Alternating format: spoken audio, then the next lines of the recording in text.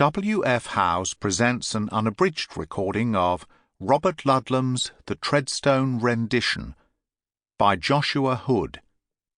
Narrated by Ron Butler. Prologue. Tangi Valley, Afghanistan, August 2011. Alpha Team was sucking gas.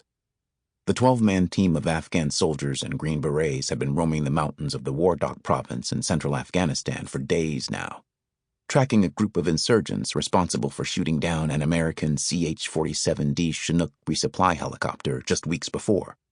All 38 people on board the helicopter had died, including 30 American military personnel, the worst loss of American lives in Afghanistan since Operation Enduring Freedom had begun a decade earlier. Lieutenant Adam Hayes and his men had been tasked with finding the Taliban fighters who'd fired the rocket-propelled grenade, and they and an escort squad from the Afghan National Army had been searching tirelessly, their bodies beaten down by the unrelenting Afghan heat and the 50-plus pounds of body armor, weapons, and ammunition strapped to their backs. But despite the pain, Hayes knew they were closing in on their prey. He'd pushed his men hard and had no intention of letting up until his team had avenged the loss of those 38 lives. His team sergeant had other ideas.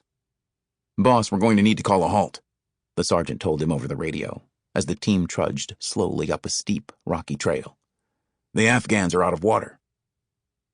Hayes muttered a curse, wiping his face against the sleeve of his Desert BDUs. "What, Mike, again?" "Roger," the sergeant replied.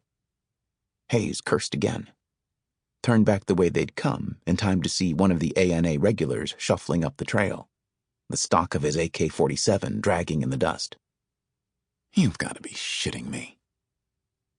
As more of the soldiers came into view, Hayes could see clearly they were struggling, breathing heavily, open-mouthed, every step looking like they were wearing concrete boots. They'd chosen a hell of a place to shut down, though.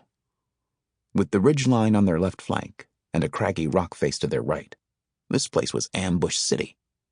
It was not the kind of terrain Hayes wanted to hang around in for long. But as the team leader, he was responsible for the safety and well-being of both his men and the Afghans assigned to him. And Hayes could already sense that the ANA fighters were losing their trust in him. The Americans were motivated. 17 Navy SEALs had died in that Chinook attack, but the locals required a little more finessing. Besides, it wouldn't do to lose a valuable fighter to dehydration and heat exhaustion. Not here. Sample complete. Ready to continue?